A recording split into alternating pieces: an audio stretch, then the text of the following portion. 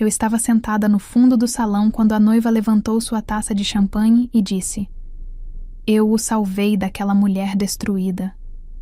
As pessoas riram. Elas realmente riram. Algumas tilintaram.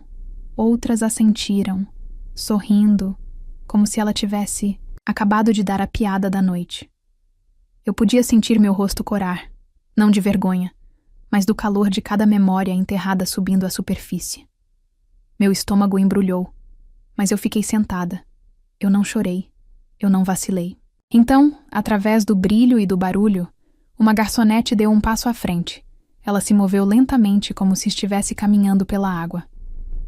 Ela chegou ao centro da sala, bem ao lado da mesa principal, e sem dizer uma palavra, ela tirou o boné, segurou-o na mão e olhou diretamente para a noiva. "Eu sou filha dele", ela disse. "E eu tenho algo a dizer." O riso parou. O rosto da noiva caiu, drenado de toda a cor. Sua boca permaneceu aberta, mas nenhuma palavra saiu, apenas silêncio, puro silêncio, agudo. E foi aí que tudo mudou. Você já teve aquele pressentimento de que não deveria estar em algum lugar? Aquele aperto no seu peito que diz: "Vire-se." Era eu, sentada no meu carro, do lado de fora do grande hotel paulista, segurando um convite de marfim com detalhes dourados, apertando as mãos. Chegou pelo correio há 1 mês, sem endereço de retorno, apenas meu nome, Camila Almeida, escrito em uma caligrafia elegante. Não reconheci, quase joguei fora. Quem envia o convite de casamento de um ex-noivo para a mulher que ele deixou para trás? No começo, pensei que fosse um erro. Depois pensei que talvez fosse algum ramo de oliveira estranho ou um teste. Mas a verdade, no fundo, eu sabia o que era. Um anúncio, um aviso, uma maneira de ter certeza de que eu sabia disso. Rafael Costa, o homem com quem passei 6 anos construindo uma vida, estava oficialmente me apagando. Eu não o via há 3 anos, não desde que ele saiu do nosso apartamento no meio da noite depois que perdi o bebê.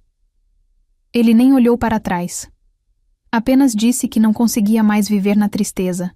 Arrumou uma mochila, deixou um bilhete e desapareceu. Mas não fui só eu que ele foi embora. Foi ela também. Letícia, sua filha de uma mulher que foi embora anos antes de nos conhecermos. Ela tinha 5 anos quando veio morar conosco, a partir do segundo em que ela segurou minha mão e me chamou de mamãe. Eu parei de ser apenas alguém que amava Rafael. Eu me tornei alguém que pertencia a ela. E quando Rafael foi embora, Letícia ficou. Não por acidente, mas por escolha própria. Durante meses, eu era uma concha. Acordar era como me arrastar pelo cimento. O silêncio em nossa casa era insuportável. Cada foto, cada música, cada canto do apartamento continha ecos de uma família que mal teve a chance de existir. Houve dias em que eu não conseguia nem atender o telefone. Parei de atender amigos. Parei de me olhar no espelho, mas ainda preparava o almoço de Letícia, ainda trançava seu cabelo, ainda a ajudava a estudar para os testes de ortografia, enquanto tentava não deixá-la me ver chorar. Uma noite, eu estava sentada no chão do banheiro, tremendo, depois de mais uma ligação de um cobrador de dívidas, quando Letícia bateu na porta. Ela tinha 10 anos. Mal chegava às minhas costelas. Ela empurrou a porta, sentou ao meu lado e me entregou um sanduíche de manteiga de amendoim que você esqueceu de comer, ela disse. Acho que foi naquele momento que percebi que não estava sozinha e, se ela não desistisse de mim, eu não poderia desistir de mim mesma. Levei 2 anos de terapia, biscates e noites lendo livros de autoajuda só para me sentir humana novamente, mas lentamente eu encontrei pedaços de mim que eu tinha esquecido que tinha. Eu comecei a desenhar novamente. Sites, logotipos, qualquer coisa que eu pudesse conseguir de freelance. Nós nos mudamos para um lugar menor, mais perto da escola de Letícia. Eu até ri de novo, gargalhadas de verdade, do tipo que você sente nas costelas. Elas eram raras, mas vinham. Quando o convite chegou, eu o deixei na mesa da cozinha por dias. Letícia foi quem finalmente pegou e leu em voz alta. Sua voz não tremeu. Você deveria ir, ela disse. Não para ele, para você. Pelo que eu pedi exausta, para que eu possa vê-la começar uma nova vida com alguém mais bonito, mais rico. Não, ela disse.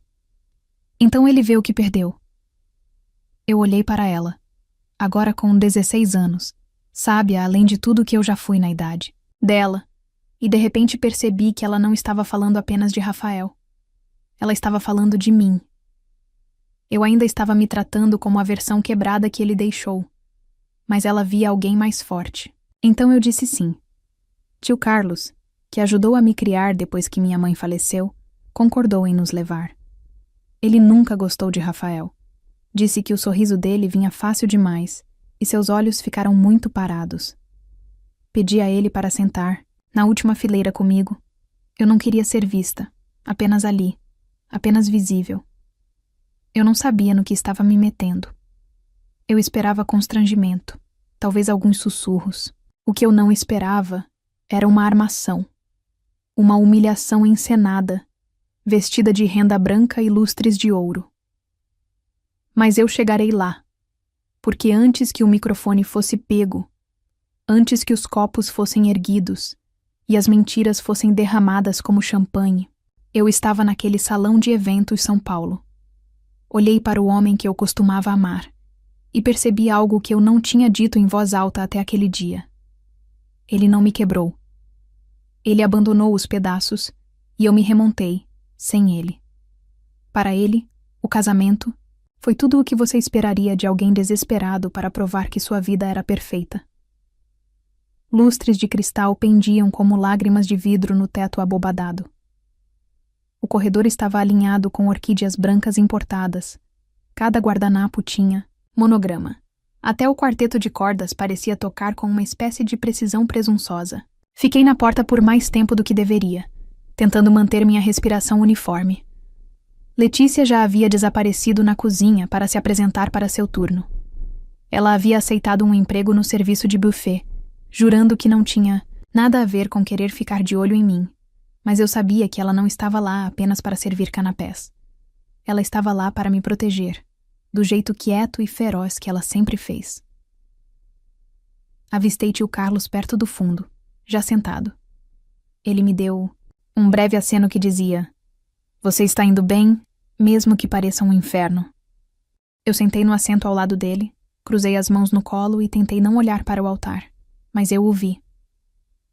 Rafael, ele parecia quase exatamente com os mesmos ombros largos, aquele meio sorriso estúpido e ensaiado. Ele estava apertando a mão de alguém que segurava um uísque na outra. Se você não o conhecesse, pensaria que ele era caloroso e magnético. Mas eu conhecia a distância silenciosa por trás daquele sorriso. A maneira como ele usava o charme como uma armadura. Eu sabia como ele era na noite em que ele partiu. Olhos superficiais e silêncio. Nenhum único olhar para trás. Então eu vi seu véu sereno, todo de seda branca e brilhante. Cabelo loiro, risada que era um pouco alta demais, um pouco afiada demais. Ela se inclinou para Rafael como se estivesse posando para uma capa de revista. Cada movimento parecia coreografado para dizer: "Olha o que eu tenho. Olha o que ela nunca poderia ser." Eles trocaram votos em frente a um arco floral gigante. A voz de Rafael não vacilou uma vez. Eu mantive minha cabeça baixa, mordendo o interior da minha bochecha só para ficar no chão. A multidão aplaudiu enquanto eles se beijavam. Juliana se virou para os convidados, radiante, como se tivesse acabado de ganhar algo. Então, a recepção começou. Copos. Os garçons tilintavam como um relógio através da multidão. As pessoas riam, fofocavam, admiravam os vestidos umas das outras. Eu fiquei sentada em silêncio, bebendo água, me forçando a permanecer presente. Letícia passou uma vez com uma bandeja de bruschetas. Nossos olhos se encontraram por um breve segundo. Ela piscou. "Você está bem?" Tio Carlos sussurrou. Ainda respirando, eu disse. Então vieram os brindes. Padrinho, dama de honra, um primo. Todas as histórias de sempre. Como Rafael era um cara legal, como Juliana o transformou em um homem melhor. Eu quase consegui ignorar até ouvir a voz dela. "Eu quero dizer alguma coisa." Juliana estava de pé na mesa principal, segurando uma taça de champanhe. Seus olhos brilhavam sob as luzes, mas havia algo mais afiado por trás deles. Ela não olhou para Rafael, olhou para a multidão e depois para mim. Quando conheci Rafael, ele era um bom homem, mas estava ferido, danificado por alguém que não sabia como amá-lo direito. Uma mulher que estava muito quebrada para ver o quão sortuda ela era. Eu congelei minha pele. Fiquei quente e fria ao mesmo tempo. As palavras me atingiram como um tapa em uma sala silenciosa. Ela quase o arruinou. Juliana continuou com uma risada tão leve que fez meu estômago embrulhar. Mas eu o salvei. Eu o curei. E hoje ele finalmente está onde pertence. Risadas seguiram. Risadas reais. Pessoas brindaram. Copos tilintaram. Alguns até bateram palmas. Tio Carlos murmurou algo baixinho. Eu não conseguia me mover. Cada parte de mim gritava para me levantar, para falar, para gritar. Mas eu não gritei. Eu apenas a encarei. Essa mulher que não sabia nada sobre as noites em que segurei a mão de Rafael enquanto ele chorava por perder a custódia de Letícia, nada sobre as manhãs em que acordei cedo para escrever cartas de apresentação para sua busca de emprego, nada sobre a foto de ultrassom que enterrei no fundo da minha gaveta, aquela que nunca consegui emoldurar. Ela não o salvou. Ela só chegou depois que ele já tinha corrido, e foi quando notei o movimento perto da cozinha. Uma das garçonetes tinha parado de andar. Ela estava olhando diretamente para Juliana. Seu maxilar cerrado, punhos cerrados. Era Letícia. Ela deu um passo à frente, tremendo, mas firme, e começou a andar, passando pelas mesas, passando pelos copos tilintando, direto em direção ao microfone. Eu observei seus ombros subirem e descerem. Então, ela tirou seu boné de garçonete, segurou-o em sua mão e disse, em uma voz mais alta do que eu já tinha ouvido dela: "Eu sou filha dele, e tenho algo a dizer." A sala ficou em silêncio mortal, e eu soube naquele momento que a noite estava longe de terminar. "Eu sou filha dele, e tenho algo a dizer." A voz de Letícia cortou a sala como vidro em mármore polido. Cada taça de champanhe congelou no ar. Cada conversa parou no meio da frase. O silêncio era denso. Pessoas elétricas e confusas se viraram em suas cadeiras. Alguns sussurraram. O sorriso de Juliana se contraiu. Sua mão ainda congelada em volta do copo. Rafael se virou lentamente de seu assento, encarando a garota de avental preto e camisa branca de botões, que tinha acabado de desmascarar cada mentira que ele construiu naquela noite. Letícia estava parada ao lado da pista de dança. Seu boné, agarrado firmemente em suas mãos, seus cachos tinham se soltado de seu coque. Seu peito subia e descia como se cada respiração tivesse que ser puxada de algum lugar mais profundo. "Ela não é apenas a mulher de quem você está zombando," ela disse, com a voz embargada nas bordas. "Ela é a mulher que me criou." Juliana piscou confusa. "Espere, o quê?" "Eu sou filha de Rafael," Letícia disse novamente. "De antes de ele te conhecer, de antes de ele fugir, de antes de ele fingir que não existíamos." O ar mudou. Algumas pessoas engasgaram. Eu vi um dos primos de Rafael abaixar lentamente o telefone, como se não tivesse certeza se deveria continuar. "Filmando." Letícia deu um passo à frente. Ela não estava lendo um discurso. Isso não foi planejado, mas era verdade e tinha peso. Ele foi embora quando eu tinha 11 anos. Não foi apenas minha mãe. Ele me deixou. Não ligou. Não escreveu. Simplesmente desapareceu. "E você quer ligar para ela quebrada?" Seus olhos se voltaram para Juliana, que de repente parecia muito insegura. Eu a vi trabalhar em 2 empregos para poder comer. Eu a vi chorar em silêncio, para eu não ouvir. E quando as pessoas me perguntavam onde meu pai estava, eu dizia que ele estava viajando a negócios, porque eu não queria que ninguém soubesse que ele escolheu não nos amar. Alguém perto na frente cobriu a boca. Um garçom parou de andar. O ar estava pesado. Rafael finalmente falou. Sua voz era baixa, cautelosa. "Ela não está aqui. Oh, agora você se lembra do meu nome." Letícia estalou, se aproximando. Quando eu te enviei cartões de aniversário, eles voltaram fechados. Quando eu te enviei um e-mail para dizer que eu sentia sua falta, você não respondeu. Você nem me bloqueou. Você apenas me ignorou. E agora está aqui, deixando essa mulher falar sobre minha mãe como se ela fosse lixo. Ele olhou para mim e pela primeira vez sua expressão se quebrou. Eu não senti pena. Eu não senti vingança. Eu senti clareza. Eu não era quem deveria ter vergonha. Ela não te quebrou. Letícia continuou com a voz trêmula, mas se elevando. Você se quebrou e então tentou nos enterrar como se não existíssemos. Juliana olhou ao redor, os olhos procurando apoio, mas não encontrou nenhum. Ela se virou para Rafael. Isso é verdade? Ele não respondeu. Ele apenas olhou para sua filha como se um estranho tivesse entrado, usando sua última chance. Camila caminhou em minha direção. Cada passo que ela dava parecia um trovão em meu peito. Ela pegou minha mão e eu a levantei. Meus dedos envolveram os dela e, naquele pequeno gesto, algo dentro de mim que estava adormecido começou a se agitar. Não raiva, não amargura, poder. Ela não veio aqui para lutar, Camila disse, voltando-se para a multidão. Ela veio aqui porque eu disse a ela para vir. Não precisa mais se esconder. Então ela olhou diretamente para Juliana, calma, firme. Ela não precisa ser convidada para uma sala para pertencer a ela, e ninguém pode reescrever nossa história para parecer melhor. A sala prendeu a respiração. A mão de Juliana tremeu ao redor de sua taça de champanhe. Isso é loucura, ela murmurou. Ela só está tentando arruinar meu casamento. Camila levantou o queixo. Você arruinou no segundo que construiu em mentiras. Então ela se virou e foi embora, me puxando com ela. A multidão se separou lentamente. Sussurros subiram como fumaça. Ninguém nos parou. Ninguém ousou. Atrás de mim, ouvi Rafael gritar uma vez. Letícia! Mas ela nem se virou para fora.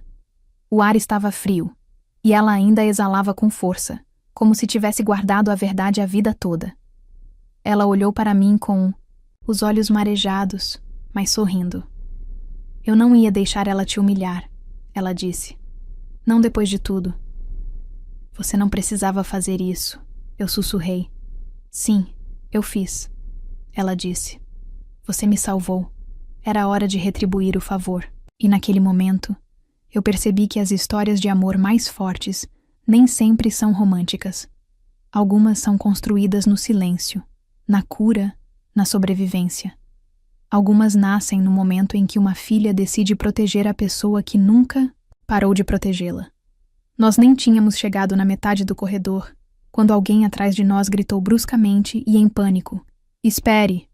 Era Juliana. Ela nos seguiu para fora do salão de eventos, vestida, arrastando como um véu de orgulho rasgado atrás dela. Cachos perfeitos saltavam enquanto ela acelerava seus passos, mas ela não parecia mais perfeita. Seu rímel tinha começado a borrar, suas mãos estavam tremendo. Pela primeira vez naquela noite, ela parecia real e assustada. Camila se virou primeiro.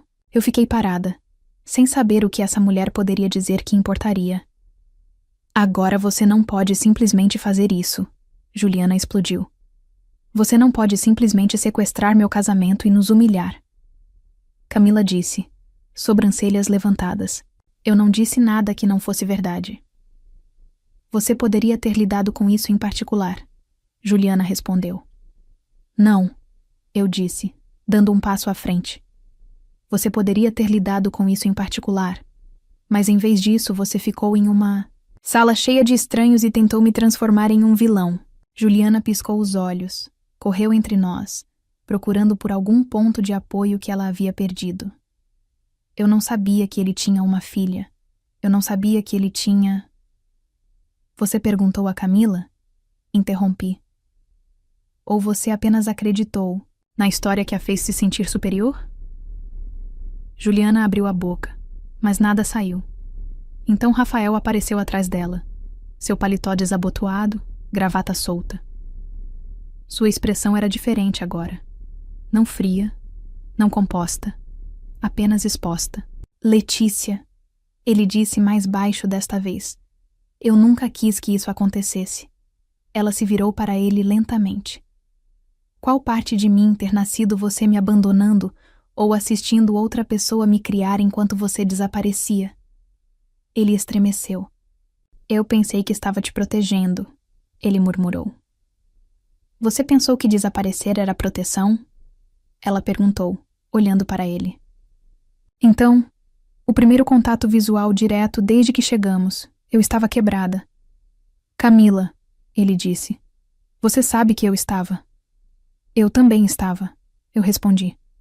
Mas não fui embora. E lá estava a frase que mudou o ar entre nós. Porque não importa quantos anos tivessem passado, não importa quantas maneiras ele tentou reformular, ele sabia que era verdade. Ele correu. Eu fiquei. Eu não posso voltar atrás, ele disse baixinho. Não, eu disse. Você não pode. A voz de Camila quebrou o silêncio novamente. Você sabe o que eu costumava dizer a mim mesma? Que você estava morto. Que talvez algo tivesse acontecido com você e é por isso que você não veio. Porque a verdade de que você estava vivo e simplesmente não se importava era pior. A boca de Rafael abriu e fechou novamente. Ele olhou para o chão, para seus pés, para a trilha de escolhas que ele tentou esquecer. E então algo aconteceu. Eu não esperava. Camila deu um passo à frente. Ela não gritou, ela não correu. Ela apenas olhou nos olhos dele e disse: Eu te perdoo. Ele olhou para cima assustado. Não para você, ela disse. Para mim. Porque carregar sua ausência tem sido exaustivo. Eu cansei. Ele engoliu em seco, assentindo uma vez, os olhos vidrados. Você é incrível. Você sabe disso. Ela sorriu suave e triste. Eu sei que ela me fez assim. Ela apontou para mim. E naquele momento, aquele simples gesto foi mais alto do que qualquer queda de microfone. Foi a verdade exposta, sem brilho, sem vinho, sem sorrisos forçados. Apenas uma filha escolhendo a sua mãe, na frente do homem que as havia deixado. Juliana deu um passo para trás, de braços cruzados. E agora? Você simplesmente vai embora e finge que não estragou a noite?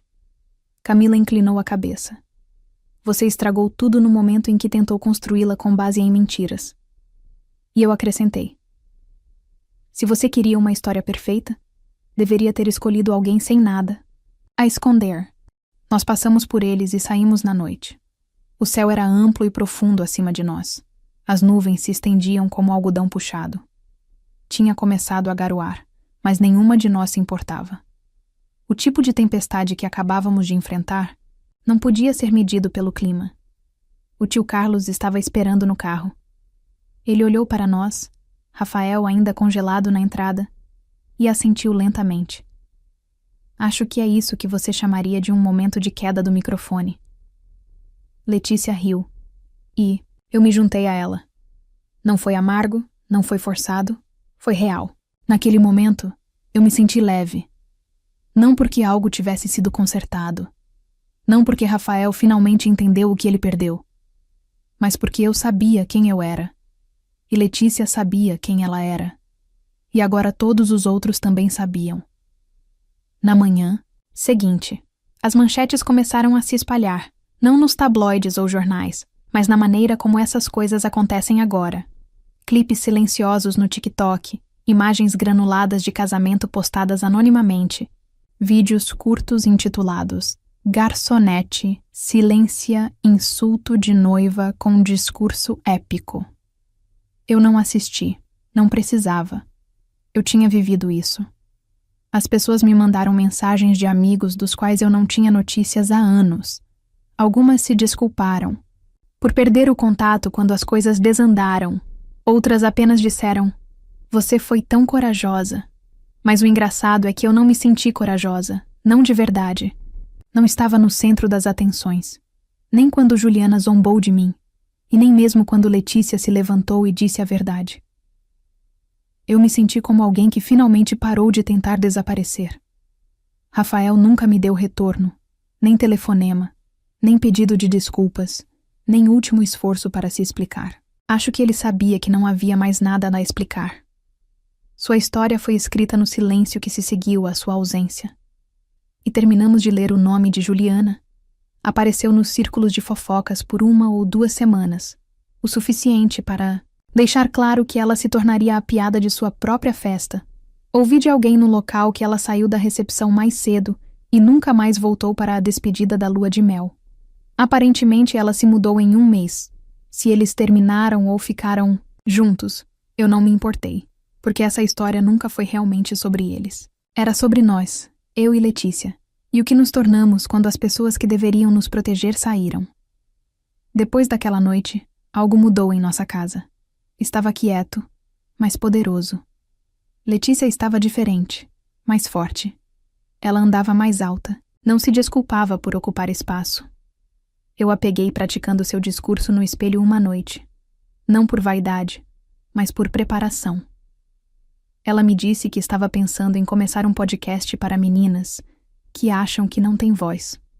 Ela disse, e eu comecei algo também. Eu sempre tive medo de falar publicamente sobre o que aconteceu. A vergonha em ser deixada. As pessoas olham para você como se você fosse contagiosa, como se sua dor fosse um aviso. Mas depois do casamento eu percebi uma coisa. Eu não era fraca porque eu quebrei. Eu era forte porque eu reconstruí. Então, comecei a escrever de novo. Primeiro apenas notas, depois ensaios. Eu enviei um para um blog de pais e ele foi publicado. Os comentários choveram. Mães, filhas, mulheres que eu nunca tinha conhecido, todas dizendo a mesma coisa. Obrigada por dizer o que eu não podia dizer em voz alta. Isso se transformou em um blog, depois em um pequeno grupo comunitário. Alguns meses depois, eu registrei uma organização sem fins lucrativos. Fios de Esperança. Um espaço para mulheres se recuperando do abandono, divórcio e abuso emocional. Os círculos de acolhimento oferecem aconselhamento e as ajudam a escrever suas histórias, literal e figurativamente. Eu não esperava que se tornasse o que se tornou. Eu só queria oferecer às mulheres um espaço onde o silêncio não fosse a única opção. Mas a parte mais poderosa de tudo isso não foi o fechamento público. Foi um momento tranquilo em nossa cozinha. Uma noite de janeiro, eu estava lavando pratos. Letícia estava sentada no balcão, folheando seu caderno. As pernas balançavam no banquinho. Ela olhou para mim e disse do nada: "Você sabe que eu costumava desejar que minha mãe verdadeira tivesse ficado." Minhas mãos pararam na pia, mas agora eu entendi. Ela disse que talvez ela tenha ido embora porque eu deveria terminar com você. Eu não disse nada que não pudesse. Eu apenas me virei. Sequei minhas mãos e a puxei para um abraço tão forte que acho que a respirei. Às vezes, a vida não te dá a história que você pensou que queria. Às vezes, ela rasga páginas no meio do capítulo e deixa você adivinhando o final. Mas às vezes, quando você luta, quando você ama muito, quando você fica, você consegue algo melhor. Você consegue escrever uma nova história. E a melhor parte: você não precisa de ninguém para te dar permissão para começar. Agora me diz, você já foi humilhada publicamente por alguém do seu passado? E a Letícia fez certo ao revelar a verdade no casamento? Ou você acha que ela deveria ter ficado em silêncio? Se esta história te lembrou da sua própria força, ou do poder de alguém que esteve ao seu lado quando os outros não, curta este vídeo. E se você já teve que se reconstruir, se você já foi quem segurou os pedaços quando alguém os deixou cair, deixe um comentário. Conte-nos sua história. Você nunca sabe quem está lendo e precisa das suas palavras. E ei, se você quiser mais histórias verdadeiras que lembram que você não está sozinha ou sozinho, se inscreve aqui no canal. Temos histórias novas todos os dias e elas são todas sobre resiliência, verdade, família, relacionamento e a beleza confusa de ser humano. Obrigada por assistir. E não esquece, deixa sua classificação de 1 a 10 para mostrar o quanto você gostou. Assista também ao vídeo que agora está aparecendo na sua tela. Até breve.